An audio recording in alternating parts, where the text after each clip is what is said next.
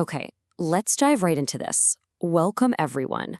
I am just so thrilled to have you here as we sit down together to unpack what is truly a captivating story. I want you to imagine a vibrant ancient desert. Picture the intense heat of the sun beating down on shifting sands, the relentless wind sweeping across the dunes. And right there, in the very center of this harsh, unforgiving landscape, is a massive, meticulously organized encampment of literally millions of people. Passing on these profound ancient stories to the younger generation, to you, is honestly one of the greatest joys of my life. Today, we're not just looking at dry, dusty old historical texts. No, we are decoding a colossal, living parable laid out in the sand thousands of years ago. We're going to explore what the source material reveals about the tribes of Israel encamped in the wilderness and how their specific geographical placement around the secret tabernacle is far, far more than just ancient logistics. It's actually a masterfully designed blueprint, one that echoes across millennia. So, let me ask you kind of a fascinating question. Did you know a map in the wilderness actually tells the story of the end of days? I know, it sounds like something straight out of an adventure novel, right? But this geographical layout of the 12 ancient tribes is actually a grand prophetic map hiding in plain sight.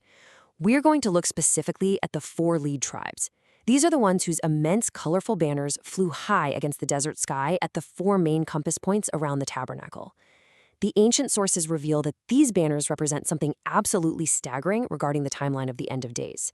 It's a mystery that literally requires us to completely rethink the historical timelines we might be super familiar with. We have to recognize that the final days are vividly detailed in the Gospels of Matthew, Mark, and Luke, with each author describing entirely distinct sequential events in this amazing story. But before we walk through the camp, we really have to understand the true timeline of this narrative.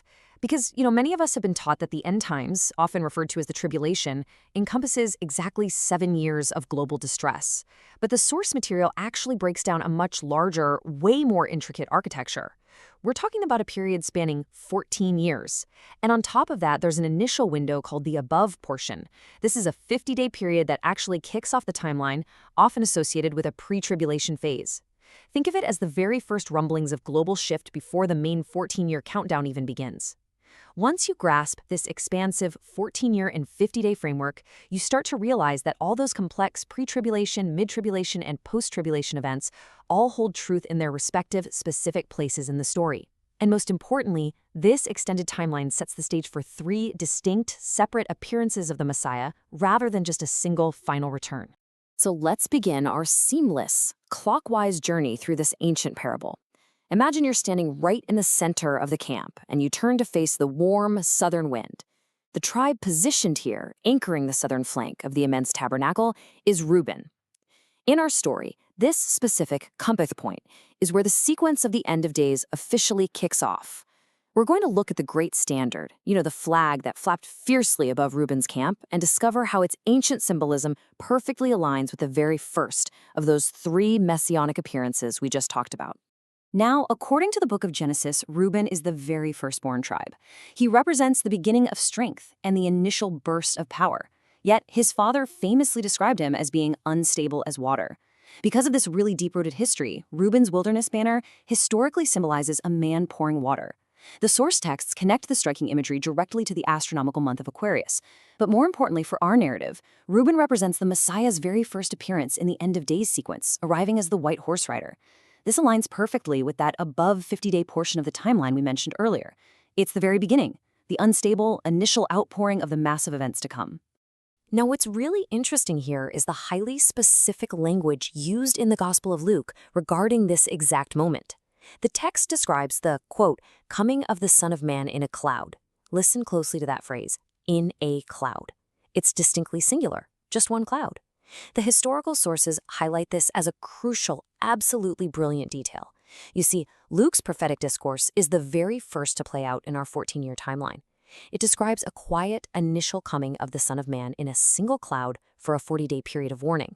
And this happens right after that initial pre-tribulation week. So it perfectly mirrors Reuben's position as the firstborn, initiating the very first phase of our grand story.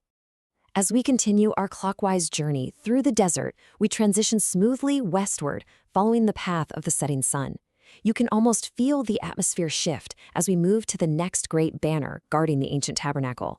The tribe stationed to the west, is Ephraim, known for its massive, imposing presence among the Israelites.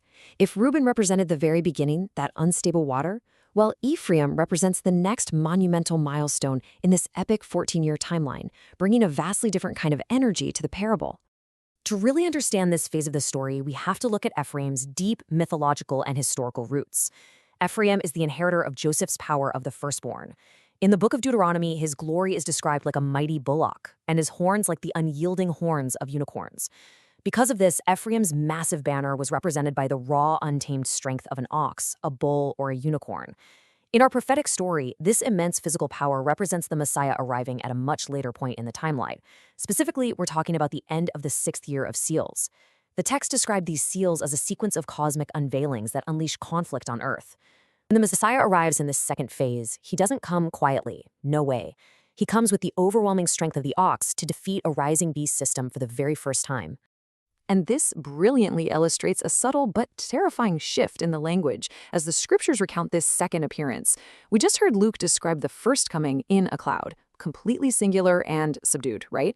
But the Gospel of Mark, whose writings correspond directly to the banner of Ephraim and the end of the 6th year of seals, says the world shall see the Son of Man coming in the clouds, plural. The source material points out that this is a distinctly different, far more apocalyptic arrival. This is that harrowing moment when the texts say the stars of heaven fall, and people are so deeply frightened by the disruption of the cosmos that they literally beg the mountains and rocks to fall on them and hide them from the wrath of the Lamb. If you examine the original manuscripts, the formatting actually tells a hidden story all its own, right here at the end of the 6th year of seals. During this specific battle against the beast and 10 earthly kings, the text described the Lamb overcoming them because he is Lord of Lords and King of Kings. But remarkably, it is written in almost entirely lowercase letters, except for one uppercase L and one uppercase K. This highly specific subdued capitalization denotes that this exact battle in Revelation 17 is merely a preliminary victory. It is distinct from the final, ultimate, universe-shattering battle that's still waiting for us at the end of our story. Okay, so we're going to pause our narrative here for a second as we turn to face the harsh, cold winds of the northern camp. It brings us to a rather shocking question, a genuine mystery for us to unravel. We've seen the man pouring water, and we've seen the mighty charging ox. Now, as our clockwise journey takes us to the banner guarding the north, we have to ask, is the Messiah represented by the serpent of the north? Well, the answer, according to the ancient sources, is a resounding no. Dan is the lead tribe of the north, and the book of Genesis prophesies that Dan shall judge his people and be as a serpent by the way, an adder in the path that bites the horse's heels. The texts clarify that while Dan holds one of the 4 main directional banners, he absolutely does not represent a coming of the Messiah.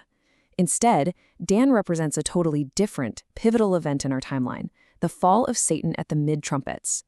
Now, the trumpet judgments are severe, global alarms sounding off profound changes on Earth. This event occurs about 10.5 years into the 14-year period.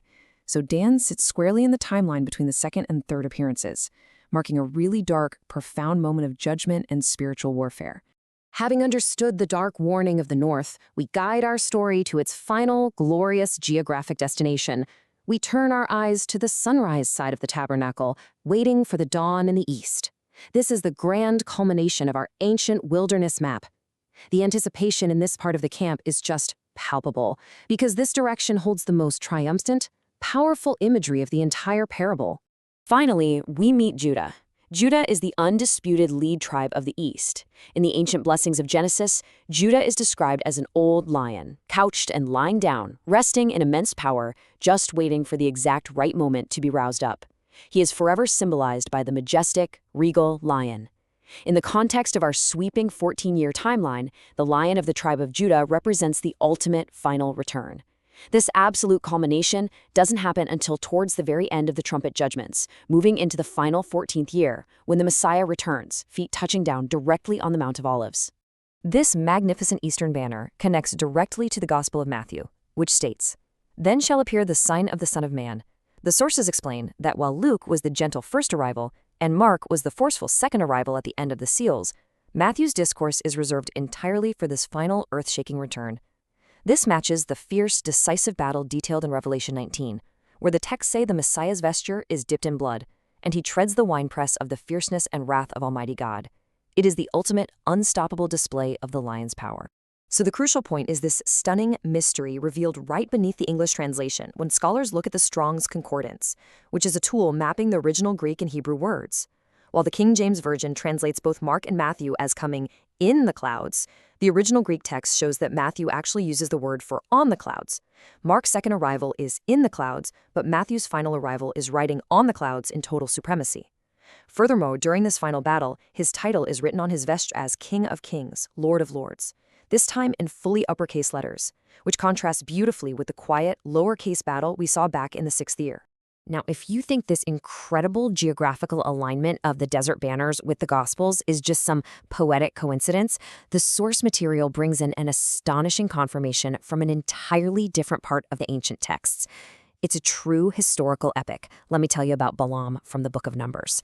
Balaam was a powerful, unwilling prophet. A terrified rival king named Balak hired Balaam, bringing him up to a high mountain ridge overlooking the desert. Balak looked down at the millions of Israelite tents arranged meticulously in the valley below, and he demanded that Balaam curse them. But as Balaam opened his mouth, the immense power of God took control of his vocal cords, literally forcing him to speak 3 distinct blessings over the camp instead. And as we look at the historical record, these 3 undeniable blessings perfectly map to the exact timeline we've just uncovered. Let's move forward and see how this builds. Listen to the words of Balaam's very first blessing as he looked down at the southern edge of the camp. The text reads, "He shall pour water out of his buckets, and his seed shall be in many waters." This undeniably, perfectly confirms Reuben, the man with water. It matches the very first phase of our timeline, the Gospel of Luke, and the first coming of the Son of Man. Even against his will, a rival prophet was mapping out the very beginning of the end of days. Then, as the unwilling prophet opened his mouth a second time, gazing westward, he spoke of incredible power. The text reads, "He brought him forth out of Egypt. He hath as it were the strength of an unicorn. He shall eat up the nations his enemies." This second blessing directly and flawlessly confirms Ephraim, represented by the strong ox or unicorn. It perfectly matches the Gospel of Mark, the end of the 6th year of seals, and the immense strength required to defeat the beast system for the first time. The parable holds flawlessly true. And finally, in verse 9, the prophet's words culminate as he looks to the east. He couched, he laid down as a lion and as a great lion. Who shall stir him up? This final powerful blessing confirms the eastern banner of Judah, the sleeping lion. It flawlessly aligns with Matthew's account, the sounding of the 7th trumpet, and the final triumphant return of the fully capitalized King of Kings to the Mount of Olives. The story is entirely complete, confirmed by the mouth of a man who desperately wanted to curse the very story he was telling.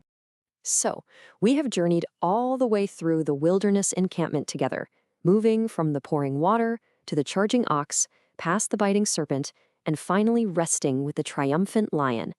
Understanding this ancient map completely transforms how we view the timeline of the end of days. It stretches it out into a rich, complex 14-year narrative of justice, warning, and return.